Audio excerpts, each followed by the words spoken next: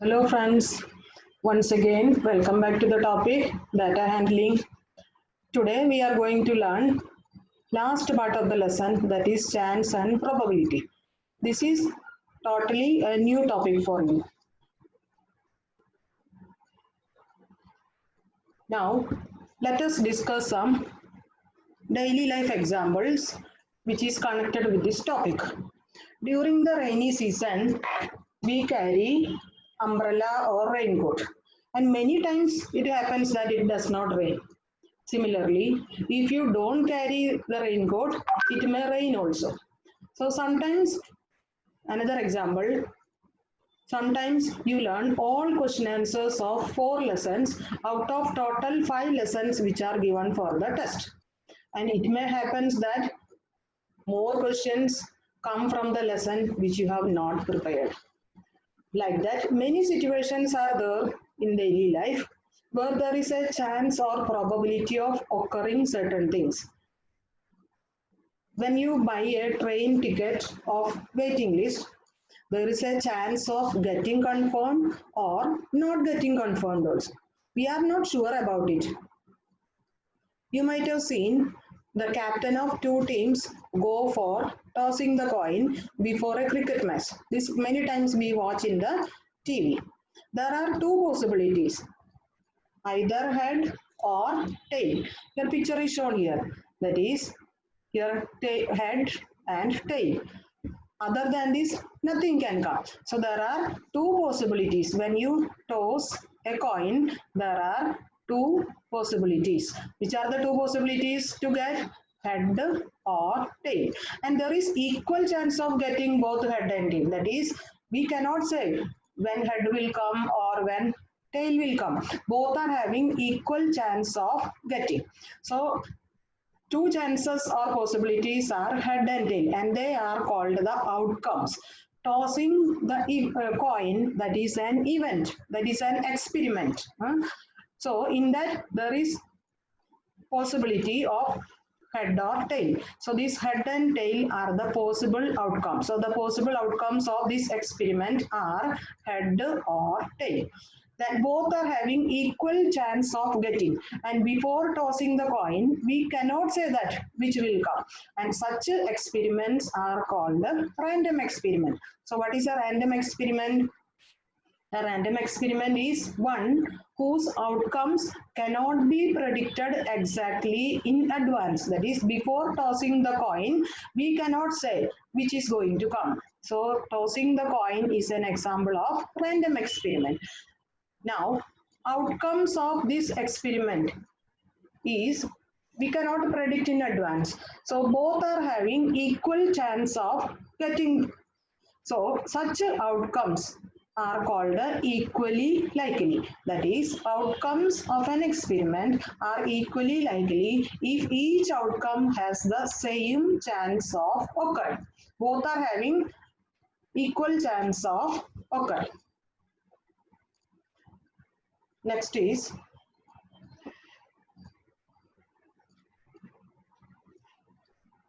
when a coin is tossed several times, and how many times the head coming, how many times tail coming, that is given in your textbook as a table. That table is shown here. By looking the table, we are getting some conclusion. See that first the coin is tossed 50 times. Then how many times head came? First given in tally mark and second given as frequencies. So 27 times head came and 23 times tail came. So 27 plus 23, 50 correct. Now again the same coin is tossed 60 times. So 28 times head came and 32 times tail came. Like that, 70 times thrown, 33 heads, 37 tails. 80 times tossed, then 38 heads and 42 tails. 90 times tossed, 44 heads and 46 tails. And 100 times thrown, 48 heads and 52 tails. So as the we can see that as the number of tosses increases, the number of heads and number of tails come closer and closer. That is, if you see 50 times 27 and 23, and as the number of toes are increasing, their difference is reducing and they are coming closer and closer. See, 90 coming 44, 46, there is not much difference between them. Here 100 times 48, 52, also not much difference between them. So as the number of toes increases, the number of heads and tails come closer and closer. Now we are going to learn the topic probability. Take the case of tossing a coin. We learned in the first part, tossing a coin, the possible outcomes are head or tail. So what is the total number of outcomes? 2. That is, head is 1 and tail is 1. So 1 plus 1, there are 2 outcomes. So total number of outcomes equal to 2.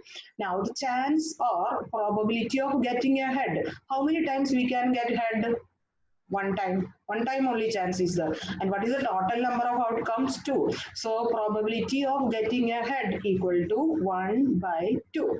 Similarly, chance or probability of getting a tail. How many times tail can come? There is chance of getting 1 time tail. So 1 upon what is the total number of outcomes? 2. So 1 by 2. So probability of getting a head is 1 by 2 and probability of getting a tail is also 1 by 2. So here probability of getting a head is called an event and probability of getting a tail is called another event. So in this random experiment, there are 2 events. So what is an event?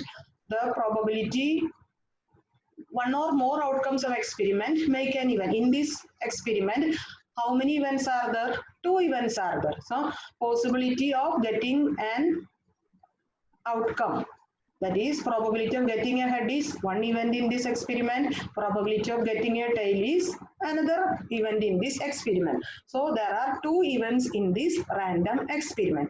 Now we are going to learn a formula for calculating probability of an event. Probability of an event equal to number of outcomes that makes that particular event upon total number of outcomes. So I see this case, that's why first I solve, then I solve the formula. See, probability of getting a head, how many times head can come? There is chance of getting 1 time head, so 1 upon total number of outcomes, how many? 2, so 1 by 2. And similarly tail also. So the formula for getting probability of an event is equal to number of outcomes that make that particular event upon total number of outcomes. Now we will do some more examples to clarify this topic. Next is throwing a die. You are very familiar that we are playing with die. Then how many sides are there? It is just like a cube only. How many sides are there? 6 sides. And each side either number will be written or dots will be there. 1, 2, 3, 4, 5 up to 6. So 6 sides has 6 numbers on its face. So what are the possible outcomes?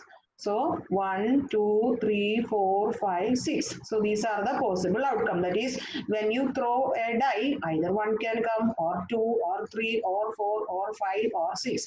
Out of these 6 outcomes, any one number can come. That is the possibility. Now, what is the total number of outcomes? Total number of outcomes equal to 6. That is, total 6 outcomes are there. 1 to 6. How many numbers are there? 6.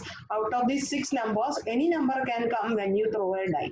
So total number of outcomes equal to 6. I have calculated some probabilities simply. So probability of getting 1. How many times out of these 6 possibilities, how many times 1 can come? 1 time only. So probability of getting 1 equal to 1 upon total number of outcomes. What is total number of outcomes? 6. So probability of getting 1 equal to 1 by 6. Next, probably simply I have taken a number. Probability of getting 5. 5 how many times can come? 1 time only. So probability of getting 5 equal to 1 upon total number 6. So it is 1 by 6. Now I have done another example. Probability of getting even number. Out of these 6 numbers, which are the even number? I have written in bracket. Even numbers are 2, 4, 6. So how many even numbers are there? 3. So probability of getting an even number equal to number of times even number getting. How many times even number can get?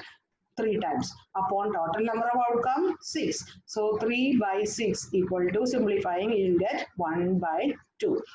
like that we can calculate the probability of getting any side. Here I have shown 2, 3. You can take any side we can calculate. And every side alone you take, they have the equal chance of getting that particular outcome. Now this is one example from your textbook. A bag has 4 red balls and 2 yellow balls. Balls are identical in all respects other than color. A ball is drawn from the bag without looking into the bag. What is the probability of getting a red ball? Is it more or less than getting a yellow ball? So see, how many red balls are there? Number of red balls equal to 4. Number of yellow balls equal to 2. So what is the total number of outcomes? 4 plus 2. Out of these 4 and 4 yellow red balls and 2 yellow balls, anyone can get.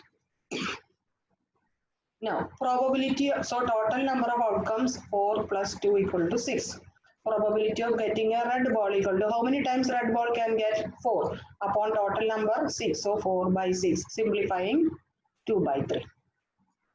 Similarly, probability of getting a yellow ball equal to how many times yellow ball can come? 2 times. Total number of outcomes 6. So 2 by 6 equal to 1 by 3. Now probability of getting yellow ball 2 by 3, red ball is 2 by 3, yellow ball 1 by 3. So probability of getting a red ball is more than that of getting a yellow ball. Another example. One spinning wheel is given. List the number of outcomes getting the green sector and not getting the green sector. So number of outcomes getting green sector equal to, how many green are there? 1, 2, 3, 4, 5. So equal to 5. Number of outcomes not getting green color equal to 1, 2, 3, 3.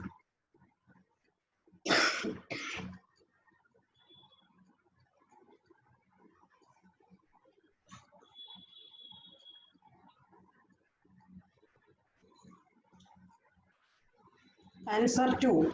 Find the probability of getting a green sector. Probability of getting green sector equal to total green 5 and total 8. So 5 by 8. Probability of not getting green sector, not getting green 3. Total 8. So 3 by 8. With this, we'll conclude today. Thank you.